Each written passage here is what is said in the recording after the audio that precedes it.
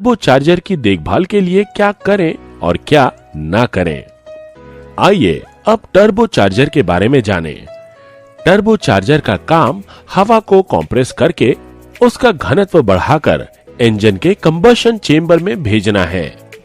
Turbo charger इस काम को करने के लिए एग्जॉस्ट गैस से बेकार जाने वाली काइनेटिक एनर्जी का उपयोग करता है। टर्बो चार्जर से होने वाले लाभ: कम फ्यूल खपत, कम प्रदूषण, ज्यादा टॉर्क, कम वजन के इंजन से ज्यादा पावर का उत्पादन, इंजन से कम आवाज, ऊंचाई पर भी इंजन पावर में कोई कमी नहीं। आइए हम अब देखते हैं कि टर्बो चार्जर कैसे अन्य इंजन भागों से जुड़ा हुआ है। टर्बो चार्जर के टरबाइन हाउसिंग इनलेट को इंजन के एग्जॉस्ट मैनिफोल्ड पर लगाया जाता है। टर्बो चार्जर के टरबाइन हाउसिंग आउटलेट को एग्जॉस्ट असेंबली से जोड़ा जाता है।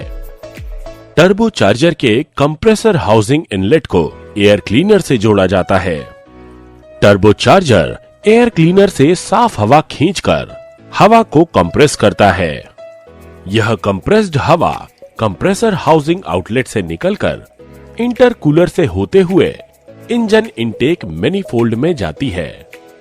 इनटेक मैनिफोल्ड से हवा इनलेट वाल्व से होते हुए इंजन के भीतर प्रविष्ट होती है। बेयरिंग हाउसिंग: यहां इंजन से प्रेशराइज्ड और साफ इंजन ऑयल आता है, जिससे टर्बो चार्जर शाफ्ट का लुब्रिकेशन और कूलिंग होता है। बाद में यह ऑयल ग्रेविटी द्वारा इंजन क्रैंक केस में वापस जाता है। टर्बो चार्जर कैसे काम करता है? टरबाइन व्हील: यह टरबाइन हाउसिंग के अंदर होता है। एग्जॉस्ट गैस टरबाइन व्हील को धक्का देता है। धक्का देने से एग्जॉस्ट गैस की काइनेटिक एनर्जी टरबाइन व्हील को घुमाती है।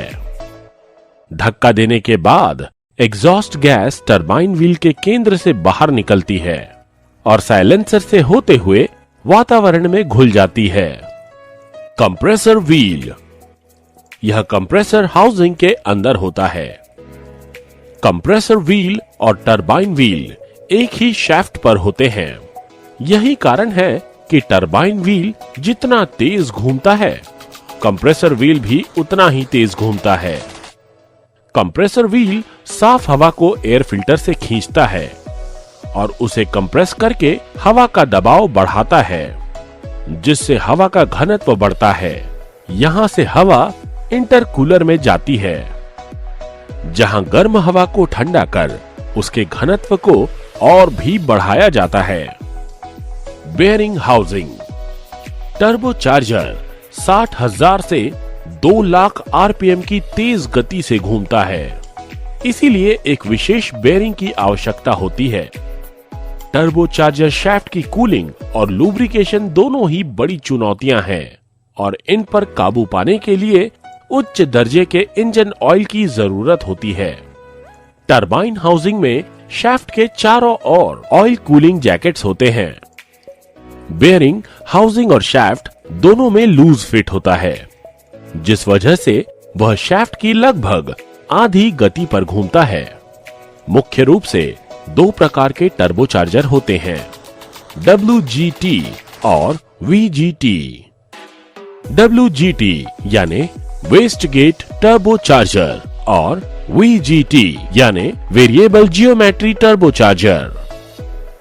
आइए वेस्ट गेट टर्बो चार्जर को समझें। टर्बो चार्जर द्वारा उत्पन्न एयर प्रेशर को नियंत्रित करने के लिए वेस्ट गेट टर्बो चार्जर का इस्तेमाल किया जाता है। इसे बूस्ट कंट्रोल कहते हैं। एग्जॉस्ट गैस की मात्रा टर्बो चार्जर के आरपीएम को निर्धारित करती है। जब इंजन से ज्यादा एग्जॉस्ट गैस निकलता है तो बूस्ट प्रेशर सीमा से ज्यादा बढ़ सकता है और टर्बो चार्जर को इससे नुकसान पहुंच सकता है। वेस्ट गेट टर्बो चार्जर की कार्यप्रणाली। इस मैकेनिज्म को वेस्ट गेट मैकेनिज्म कहा जाता है। यह मैकेनिज्म प्रेशर कक्ष में एक प्रेशर सेंसर ट्यूब के साथ जुड़ा होता है। कंप्रेसर कक्ष में पूर्व नियोजित प्रेशर सीमा से ज्यादा होने पर डायफ्राम संचालित होता है। डायफ्राम लिंक को संचालित करता है। लिंक वेस्ट गेट वाल्व का संचालन करता है। वेस्ट गेट वाल्व के खुलने पर कुछ एग्जॉस्ट गैस टर्बोचार्जर टरबाइन में न जाकर सीधा साइलेंसर में जाती है। इससे टरबाइन व्हील की गति कम होती है। इस तरह टरबाइन व्हील की गति कम होने पर कंप्रेसर व्हील की गति कम हो जाती है। नतीजन बूस्ट प्रेशर भी कम हो जाता है। बूस्ट प्रेशर जरूरत से कम होने पर वेस्ट गेट वाल्व वापस बंद हो जाता है और पूरी एग्जॉस्ट गैस टरबाइन व्हील के ऊपर बहती है और टरबाइन की गति फिर से बढ़ जाती है। वेस्ट गेट टर्बोचार्जर की कुछ खामियां होती हैं, जैसे एक्सेलरेशन के दौरान प्रतिक्रिया देर से होना।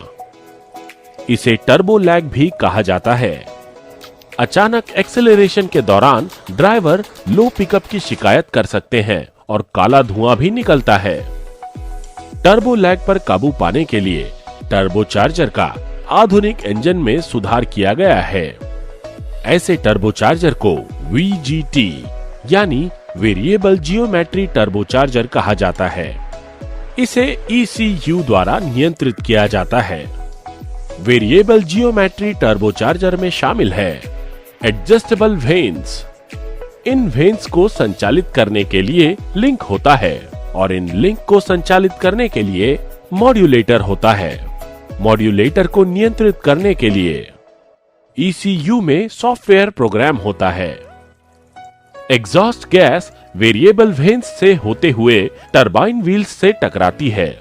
ECU और मॉड्यूलेटर के माध्यम से वेन्स खुलने की दिशा और एग्जॉस्ट गैस की मात्रा को निर्धारित किया जाता है।